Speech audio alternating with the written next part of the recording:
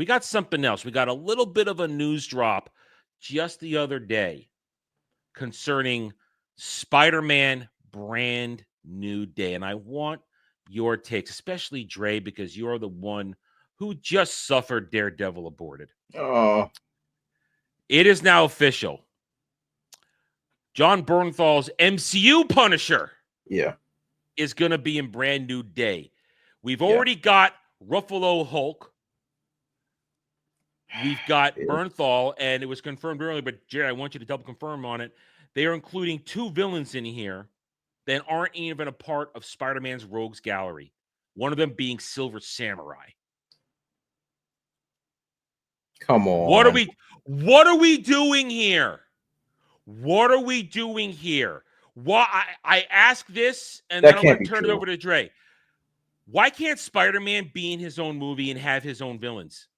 Why must he constantly have other people coming in to save him? Iron Man, Nick Fury, other Spider-Men, and other Spider-Man villains from other Spider-Man movies. MCU Spider-Man is not allowed to be Spider-Man. At the end of No Way Home, we were promised it's Peter Parker as you know him. He's on his own.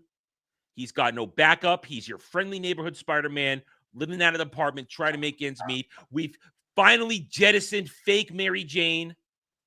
We've jettisoned Korean Nick dude, whatever the hell that guy was. He's gone. Ned, Nick, whatever.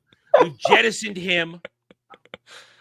And no, apparently not, because here comes the Punisher to hold it up. People are saying Daredevil might show up now. We've got Ruffalo's Hulk. Zendaya's still in the fucking movie. She's on the cast. She's going to be there. This was such an easy layup. Go simple, simple, simple. I don't want a recurring character in this movie at all. Just Tom Holland, Spider-Man. We just all new characters. Introduce Gwen Stacy or something like that, and do a Spider-Man villain we haven't really seen a good on-screen performance of, like Scorpion, and even the Rhino. Hobgoblin. The Rhino, we saw a little bit in Amazing Spider-Man 2, but I think there's some interesting story with the Rhino there, or even Kraven the Hunter. I love the idea of the real Kraven the Hunter, not the Abomination movie that came out, but just the idea of this guy who's like, yeah, I'm the best hunter in the world, and, you know, hunting Spider-Man might be fun because he'll be a great challenge. That sounds interesting. Silver Sable. There's I mean, Dre. Black Cat. We need a Black Cat movie would be great. We want Sydney Sweeney Black Cat. We need Sydney Sweeney as Black Cat, honey. It was so simple. Yes. Now, Dre, I have said this in the past, and it's a controversial statement, but we put in the phrasing that Spider-Man is my favorite superhero. So of course I'm going to say we will easily say he has a rogues gallery that is only rivaled by Batman's. That's correct. Yes. And to me, I like his rogues gallery better, but that's because I'm a Spider-Man guy, not really a Batman guy. Sure. But Spider-Man has one of the greatest rogues galleries in comic book history, and you're bringing in a chick who I think they called her not Venom, but something else, and of course not Venom, but some chick, and Silver Samurai, a Wolverine villain. Yes, 100% Wolverine villain. Dre, what's happening here? Diarrhea of the brain is happening here. There seems to be some type of misconception on Spider-Man. I don't know who the director or the runner of this one is, but they've definitely lost the message. Spider-Man is a character that's big enough to stand on his own without anybody else's help. We saw this with No Way Home. We already saw this already. We saw Spider-Man. Yes, there was a nostalgia trip in there involved. Yes, absolutely, 110%. But the box office speaks for itself. Now, here's the kicker. I believe that the studio believes that Tom Holland can't hold it up on his own. That's what I believe. Fair point. That's what I believe, because I think this has got nothing to do with Spider-Man, the character itself. I believe they think Tom Holland is not interesting, which I've been on record several times. I hate Tom Holland Spider-Man. I think he's a joke. I think he's trash, and I hope he goes away. Ain't no beef with Tom Holland. He just sucks at this. That's it. It started off. He has no range. Like, I hate that he's in the Odyssey. None. He's not Spider-Man. He's not Peter Parker. I've never liked him. And look, Civil War is one of my favorite MCU movies of all time. And guess what scene I hate the most? When daggone Tony Stark goes to get this kid. It was a waste of my time because he's a terrible Spider-Man.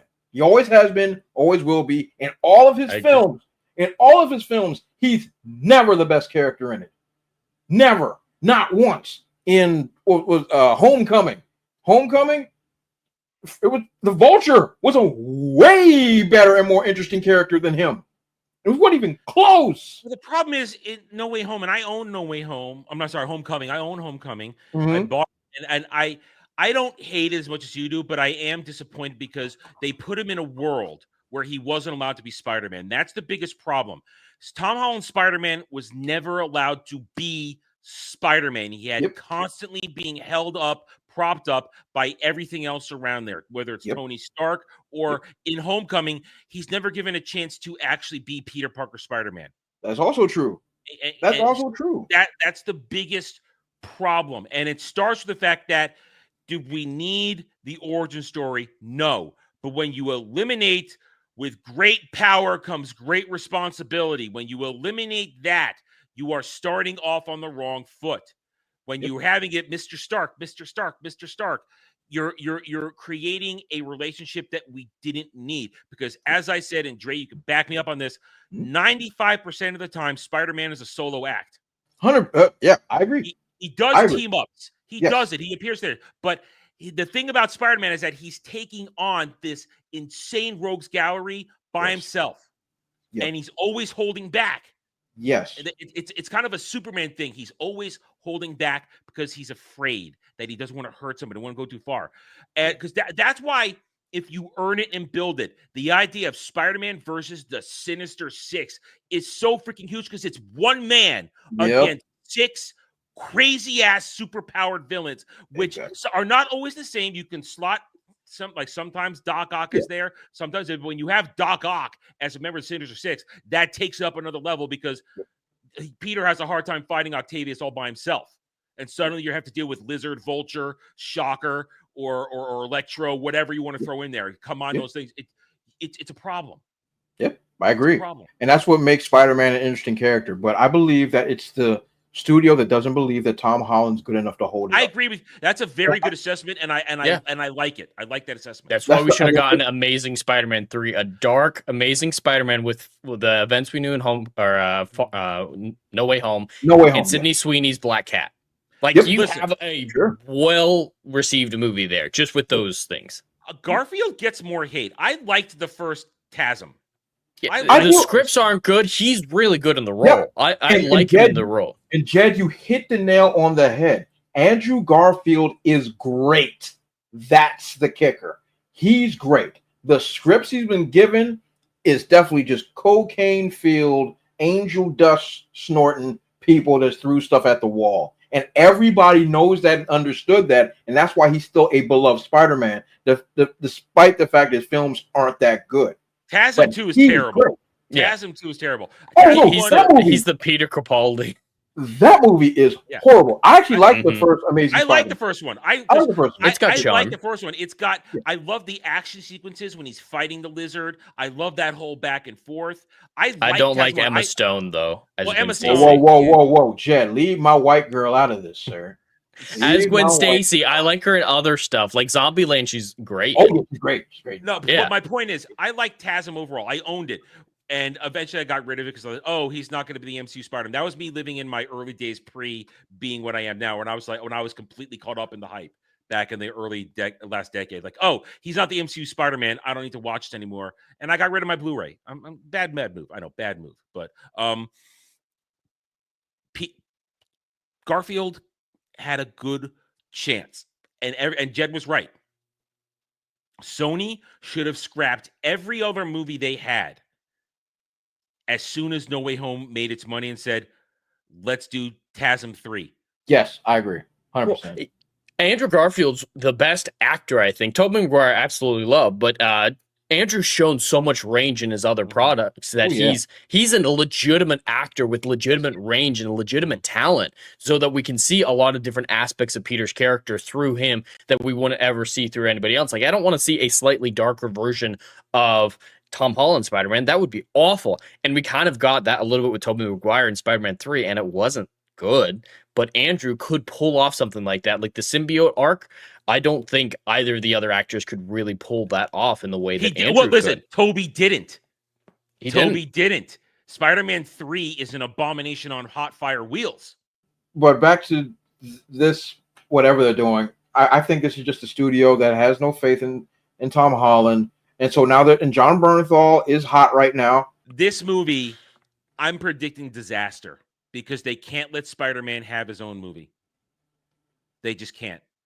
And maybe more the way Dre put it, they can't let Tom Holland have his own movie as Spider-Man. No, they can't, because they think that boy can't hold it. And I'm inclined to agree. I haven't liked any of his Spider-Man roles, so I believe it's the studio pulling this. Now, once again, I think this is ugly, disgusting, and want nothing to do with it.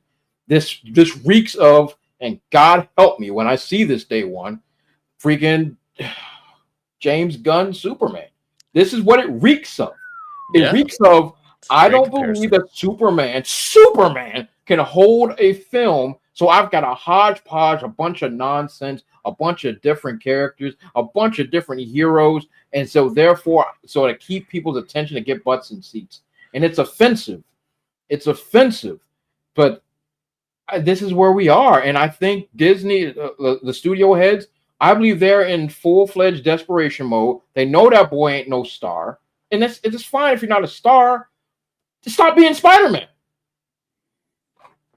Yeah, he had a good run. He had 3 Spider-Man movies, more than, and he's been Spider-Man more than anybody else. Yep. Yeah. I mean, and appeared in 3 other movies.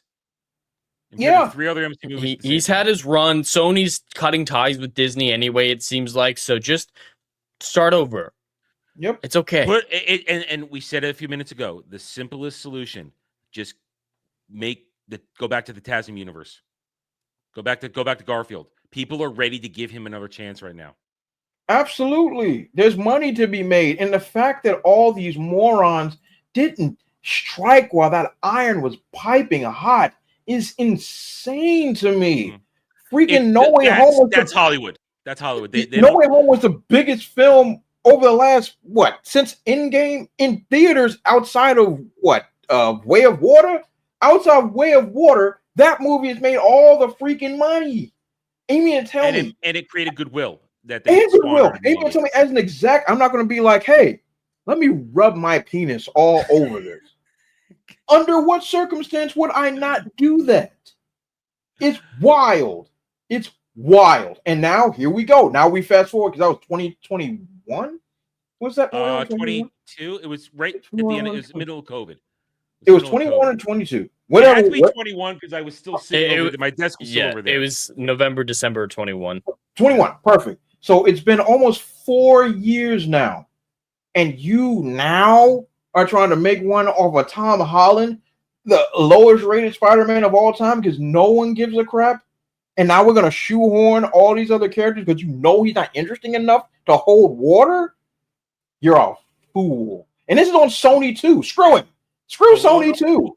Well, remember, their Spider-Verse crap is awful. So yeah, they don't deserve any credit. They kept on shadoodling garbage films after No Way Home. After the success of No Way Home, I would have been worshiping at the altar of Amazing Spider-Man 3. Period.